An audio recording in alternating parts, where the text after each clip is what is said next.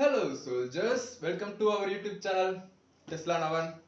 என்னடா ஃபுட்பால் எடுத்து வந்திருக்கேன்னு பாக்குறீங்களா? ஃபுட்பால் விளையாண்டுக்கிட்டே கோரியலிஸ் எஃபெக்ட் பத்தி கத்துக்க போறோம். கத்துக்கலாம். ஃபுட்பால்ல ஒரு கிக் அடிக்க போறோம். கிக் அடிச்சா என்ன நடக்கும்? ஒரு ஸ்பின்னிங்ல போகும். இந்த மாதிரி. எர்த் எப்படி சுத்திட்டு இருக்கு? அந்த மாதிரி ஒரு ஸ்பின்னிங்ல போகும். ஆனா எர்த்தை யார் உதச்சிருப்பாங்கன்னு தெரியல சோல்ஜர்ஸ். இன்னும் சுத்திட்டே இருக்கு. எவ்வளவு ஸ்ட்ராங்கான கிக்கா இருக்கும்? ஜஸ்ட் பச்சு.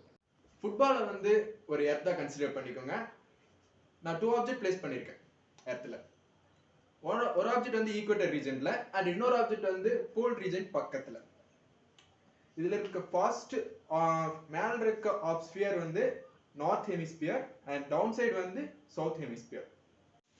இந்த ஃபுட்பால் வந்து லெஃப்ட் டு ரைட் டைரக்ஷன்ல வந்து ரொட்டேஷன்ல இருக்கு.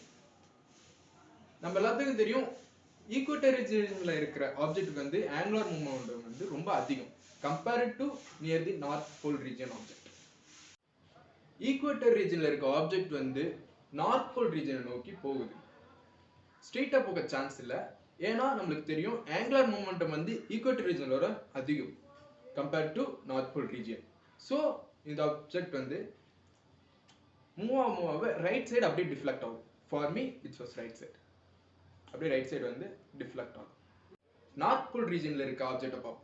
இப்போ வந்து இந்த நார்த் போல் ரீஜன்ல ஆப்ஜெக்ட் வந்து ஈக்குவேட்டர் ரீஜனை நோக்கி வருது. நமக்கு தெரியும் இந்த நார்த் போல் ரீஜன் கிட்ட இருக்க ஆப்ஜெக்ட் வந்து ஆங்குலர் மொமெண்டம் வந்து கம்மி compared to the equator region. So இந்த ஆப்ஜெக்ட் என்ன பண்ணும்னா இந்த ஆப்ஜெக்ட் வந்து டிராவலிங் வந்து எப்படி நடக்கும்னா லெஃப்ட் சைடு வந்து டிஃப்ளெக்ட் ஆகும். For me it was left side. Earth வந்து இந்த சைடு இப்படி ஸ்பின் ஆகிட்டு இருக்கு லெஃப்ட் டு ரைட் டைரக்ஷன்ல. ஸோ இந்த ஆப்ஜெக்ட் நகர லெஃப்ட் சைடு வந்து அப்படியே ஒரு கர்வ் வச்சுல டிஃப்ளெக்ட் ஆகும். உங்களுக்கு ஒரு டயக்ராம் காமிக்கிறேன். அதை பார்த்தீங்கன்னா உங்களுக்கு கொஞ்சம் தெளிவாக புரியும். இந்த டயக்ராம் நல்லா பாருங்க. கொஞ்ச நேரம் பாஸ் பண்ணிட்டு கூட பாருங்க. இப்போ ஈக்குவேட்டர் ரீஜன் இது மேலே இருக்குது நார்த் போல் ரீஜன், கீழே இருக்குது வந்து சவுத் போல் ரீஜன். இப்போ வந்து இங்கே ஈக்குவேட்டரில் இருக்க ஆப்ஜெக்ட் வந்து நார்த் போலை நோக்கி போகுது. இப்படி ஸ்ட்ரெயிட்டாக போக வேண்டியது வந்து ரைட் சைடு வந்து டிஃப்ளெக்ட் ஆகுது. ஏன்னா இங்கே ஆங்குலர் மொமெண்டம் அதிகம் கம்பேர்ட் டு திஸ். அண்ட் இங்கே பாருங்க அதே தான்.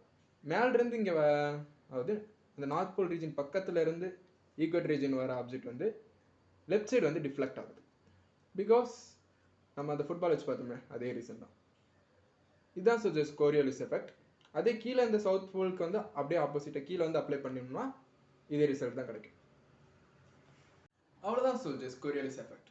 இந்த கோரியோலிஸ் எஃபெக்ட் வந்து எந்த இடத்துல அப்ளிகேஷன் ஆகும்னா ஒரு ரீஜனுக்கு வர வேண்டிய ரெயின் வந்து பக்கத்து ரீஜனுக்கு போகும்.